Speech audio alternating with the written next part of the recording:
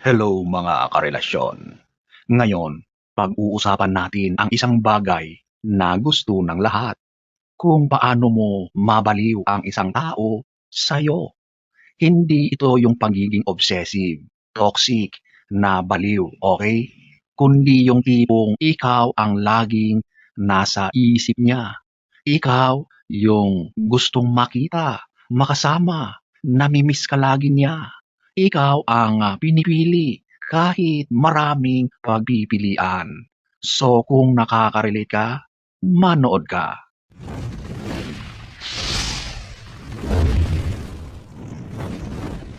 Number one, eto yung alagaan mo ang sarili mo.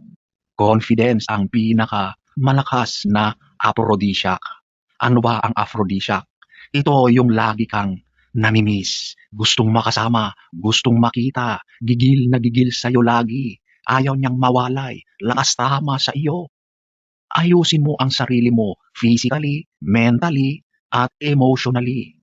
Kapag ramdam niyang secure ka, mas lalo siyang maa-addict sa energy mo. At huwag nating limitahan ang pag-alaga lang sa sarili, sa panlabas lang, sa pisikal lang. Oo, mag-ingat sa kalusugan, mag-ayos, pero mas malalim pa doon. Mag-ingat sa mental health. Huwag hayaang ma-drain ka. Kapag meron kang magandang energy, kapag ramdam niya na okay ka sa sarili mo, yan ang mahirap labanan. Walang mas kaakit-akit sa isang taong komportable sa kanyang balat, sa kanyang itsura. Hindi siya naghahanap ng validation sa iba kasi nandoon na yon sa kanya. Yun ang gusto nating maging.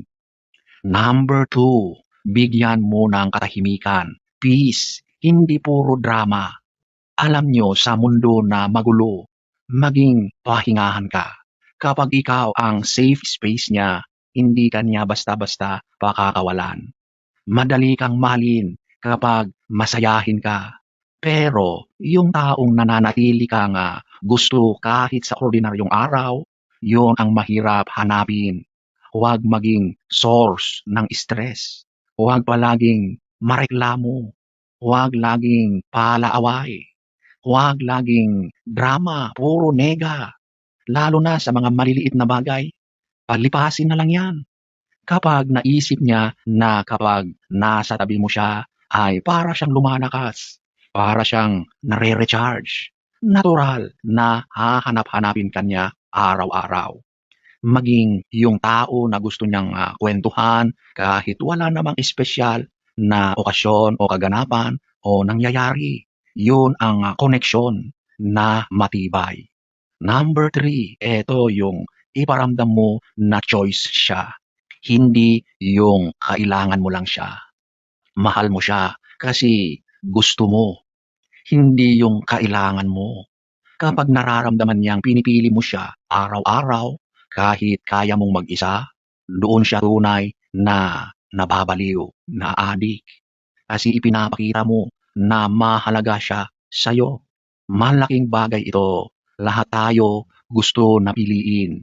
Hindi lang kapag kailangan. Kapag nararamdaman ng isang tao na nandoon ka kasi may lunas siya sa loneliness mo, sa mga panahon na bagsak ka, iba yun sa nararamdaman niya kapag nandoon ka kasi siya ang gusto mo. Yan ang mas matagal na aabot or umabot sa puso. So, huwag magdepende ng buo sa kanya. Magmahal ka ng buo, pero manatiling buo ang sarili mo kahit wala siya. Number four, magkaroon ka ng sariling mundo. Hindi ka umiikot sa kanya. May sarili kang goals, may hustle ka, may passion ka. Mas attractive ang taong may direksyon. Kapag nakikita niyang kaya mong mabuhay nang hindi nakadikit sa kanya, doon siya mas kakapit. Sino ba ang mas gusto mong makasama? Yung taong buhay ang mundo dahil nandoon ka? O yung taong kahit wala ka, okay pa rin siya? Pero mas masaya kapag kasama ka. Yun yung pangalawa. Ang taong may sariling buhay, may sariling identity, yun ang mahirap bitawan. Invest ka sa sarili mo, mag-aral, mag-travel kung kaya, mag-pursue ng hobbies mo, hindi lang para maging attractive, para sa sarili mo muna at kapag ginawa mo yun, natural na siyang naaakit. Number 5, huwag laging available. Alam mo, hindi ka isang customer service. Minsan busy ka, minsan may sarili kang oras. Kapag hindi ka madaling maabot, mas lalo kang gustong abutin. Mayroong psychology dito eh. Tayo ay natural na naghahanap ng mga bagay na hindi agad nakukuha. Hindi ibig sabihin mag-ghost ka o magiging maldita, kundi magkaroon ka ng buhay mo na hindi lang umiikot sa kanya. Ipakita mo na kahit wala siya ay masaya ka, hindi ka nalulungkot, hindi mo siya laging hinahanap. Alam mo ba yung nagpapakita ka ng interest sa kanya pero hindi ka nagmumukhang desperado.